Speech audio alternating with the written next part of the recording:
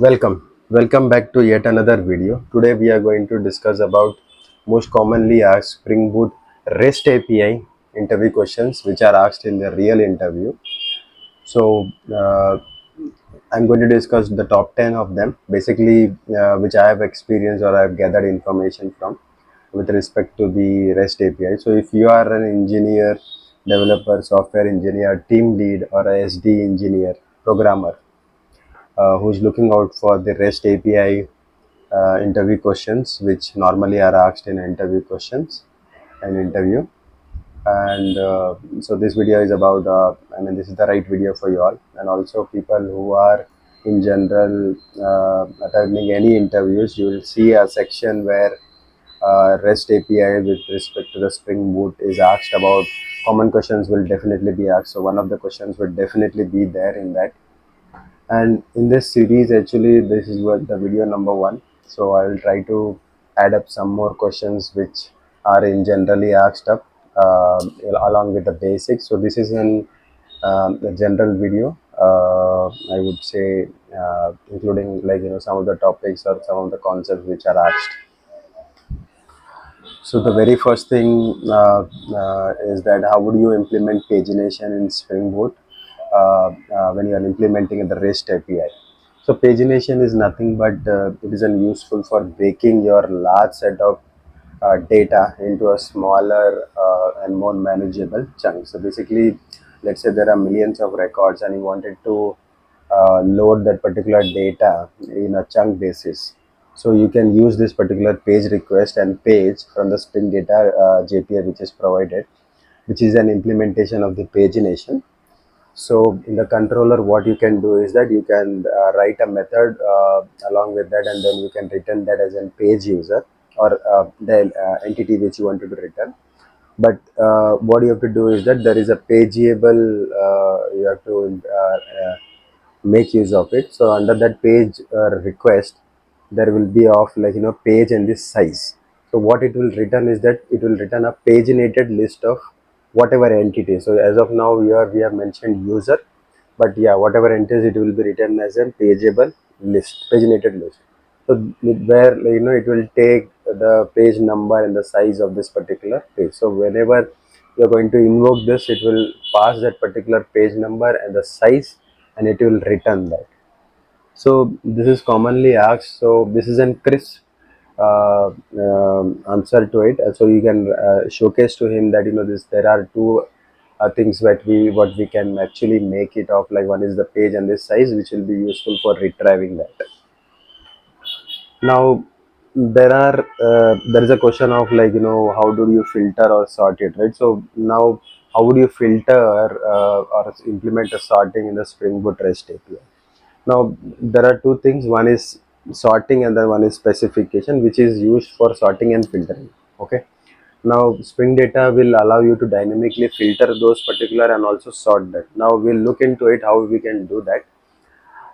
Now if you see under the pageable, under that, if you page request, you will be of method, you will see the page entity, page attribute, and then the size, and then along with that there is a variation of sort by. So under the sort there will be a method by which will be able to sort by. Now if you see, we have given that particular param, which is based on that particular param, it will be sorted up. Okay. And then ultimately it will return a paginated with whatever, it will be able to find, it will return that. Now once we sort, able to sort this, we will be able to also filter it. So we can make use of the specification where there is an where clause, where method, where you can pass that particular name, the contents which is there, or, like, it is an email which is contained, so it will return that. So making use of this, we can implement that. This is a very crisp how to implement that. Next, this is very commonly asked, and basically, what is the difference between the request param and the request path variable? So these are the two annotations which are frequently used. Okay, when it comes to when you're dealing with the REST API. Now, when do we use REST request param? Is that when you want to extract, when from the query parameters from the URL itself, right? In that case, you typically use this as a key value pair, and it's a whether it's an optional parameter as well. You can use this.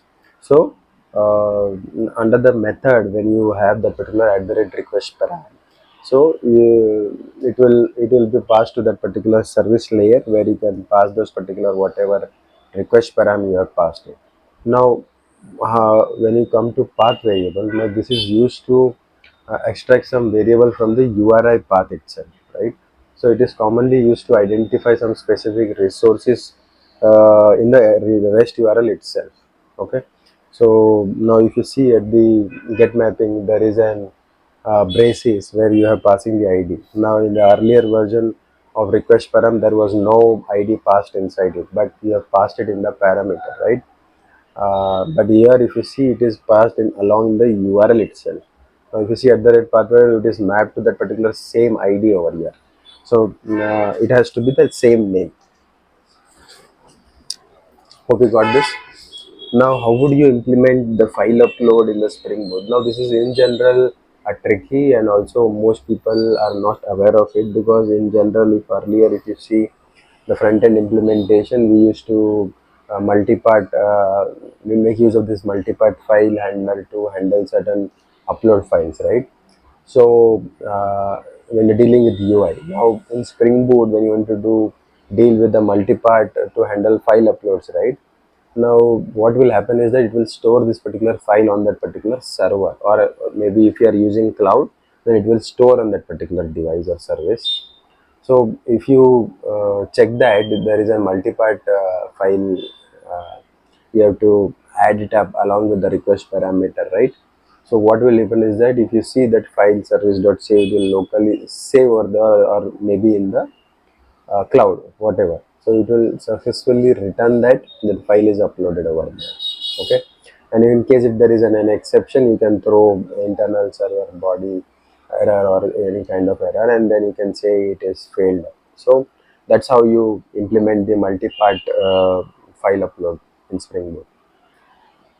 Now this is in most frequently asked. Now how do you implement versioning in the Spring Boot when it comes to REST API, right? So there are different ways where we can use versioning. Now why do we use this versioning is that you have to, based on certain upgradation, their server goes, or change of requirement which goes on, right? The version has to be updated, so that you should maintain a backward compatibility, where some people are using the backward version, some people are migrated to the new version. So in that case, versioning plays a very vital role. Now the very first thing is URL versioning. So this will, what it will include is that you have to include that in the version in the URL path itself. Okay, so now if you see the get mapping, the v1, and then you will see the users, right? So all the mapping will be done with basis on this particular get mapping, the version 1 related thing. So whether we want to, let's say the same, after some days there is some update in this particular, now there are some more information which you are getting, but you can write another method and then implement that particular version 2 of it. Okay, this is one way. Parameter versioning is another way, where you mention the version of the API via query params. Now, if you have in the user, let's say in the get mapping users, right, in the query param itself, right, you mention that the request param, right, the default value is equal to 1, right? So there is an int version if you see. So from there it will pick up that particular version. If there is nothing, if it is mentioned, then it will take the default one, or else it will take from the URL, I mean API query parameters itself. Okay. Uh, Header versioning. Now basically it is making use of the header request header basically. So you have to, if you are making use of any of this particular tool like Postman, you are in that particular header section, you can add that particular in the request header, you can add that particular API version or whatever it is, right? You can add that. So in the header section, you can have a key value pair and define it, and then you can take that. Okay, that's how we can deal with the versioning when it comes to different way. So there is no restricted one way to do it. There are several ways to do it. Now you must have heard of the term of CORS, that is cross origin resource sharing. So this is one way of handling your globally global mapping basically, I would say. So you can handle the cross origin resources, right, in the Spring Boot using the @cross origin method, cross origin annotation. So which can be applied at the method level, at the class level, right? Or you can configure it in the global C- CORS mapping using the web MVC configuration. So basically, you have to annotate with the configuration, and then you have to give the origin. You have to give the value as in the URL, and then it will automatically take care of it. Okay. uh, Another way is that global CQRS. So CORS. So basically, there is a global configuration which you can do at the rate in the configuration, and under that you have to implement that particular web MVC configurer, right? So once you do that, you can add that particular CORS registry, and then you have to give that particular under that registry. You have to add the URL and then the allowed origin. So basically, the URL over there. So in this way, you can achieve globally as well as and also at the method level or the class level, right? So that's how we can handle it. Now, how do you handle the rate limiting? This is why quite important when it comes to your handling your REST API, and you avoid certain uh, I would say overuse of your application, or there are, let's say, your service is not able to handle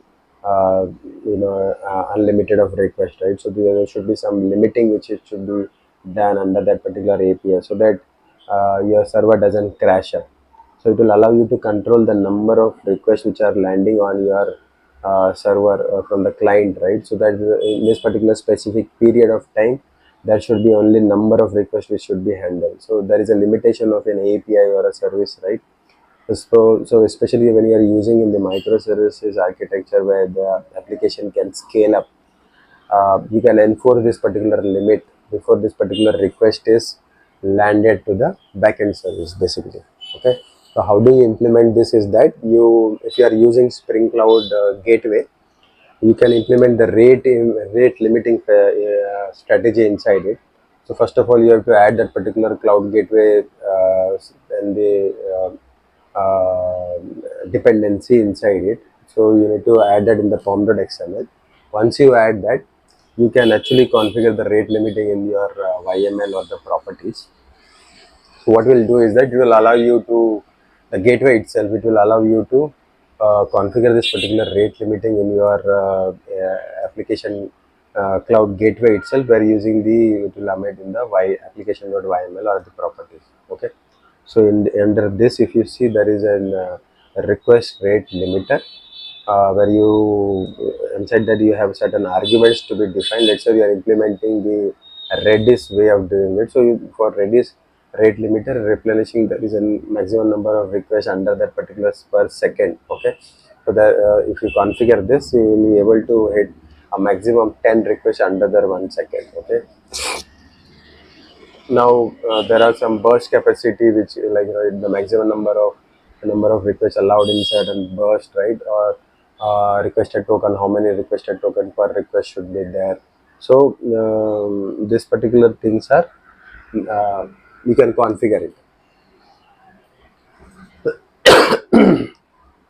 Now if you are using Redis, so this, although this is not mandatory, but if you are using Redis, if you wanted to store certain related information in the Redis, you can configure this Redis information, the local the host and the port, okay, which will enable it, and then you have to add that particular Redis dependency as well. Okay. So once you do that, then there is a Redis connection factory or and a Redis template which bean which you have to set up in your application. If you extend that particular functionality, then you have to restart your Redis server. Okay, if you are not using external Redis service, then you can use your local Redis for testing purpose, right? Let's say Docker you've implemented, then you can run that particular map, the Redis, and then you can map it on certain port number, and then you can test it with the configuration which you have placed in. So let's say your client sends more than an allowed number of requests per second or in a burst, right? So it will throw the gateway that is 429, that is too many requests status code to the client. So that is handled in the gateway itself. So okay, so that's the how you can handle this particular rate limiting capacity over here. Then if you see under that, you can also implement your certain custom responses. Now if you wanted to return, let's say, customize some, if it is exceeding something, then you can return some customized error. So you can do that, you can actually too many requests or something like that, so it will application will return that. Now, HATEOAS, this used to be frequently asked. Now, how can you implement this in the Spring Boot is that now what exactly the HATEOAS is, that it is an hypermedia as an engine of application state. So this is a kind of a constraint which is applicable in the REST API, where your client is going to interact with your application using the hypermedia that is on the server, which is provided by the server. So basically, it will provide a functionality to add certain hyper media links to that particular resources. So whatever you have defined in your API, okay. So if you see the resources, it is going to return the resources, and then it is created the new resources. Now under that, you will be able to link to that particular method, and then this particular details, and then you will be able to self-link it to the same endpoint. So this is how you uh, implement that particular HATEOAS. Now, what is the difference between this entity and the document? Now, basically, these are related to Spring Data JPA, or when you're dealing with databases. Okay, so entity is used when you are using with Java persistent API, which is moreover used for the relational database. So it is used to denote that there is a JPA entity, and at the rate entity is used up. But let's say at the rate document, if you see now using this particular, you can make use of at the rate document is in generally used for no, that is an MongoDB. So it's a NoSQL database which will indicate that it's a Mongo document. So on the similar line, when you're dealing with an NoSQL like MongoDB, then we can make use of the at the rate document, because it is an document style database. Now, what is Spring security? Now, this is, and how do you secure it? So, basically, when you're dealing with Spring security, it's a framework, right? So, which is used for providing authentication or authorization capacity to your application. Now, you can do this using the when you are securing your REST API using authentication mechanism, we can make use of the basic authentication, JWT or OR. Okay, so how you can use is that we can actually have to add or create a filter which will have to validate the JWT token, which we pass it along the request. After that, you have to configure your Spring security use in that particular filter. Okay, making use of the filter. So there is an annotation called at the rate enable web security, and you have to implement or extend the web security configure adapter. Under that, you have to implement one configurer method which will basically define configurations like CSRSF.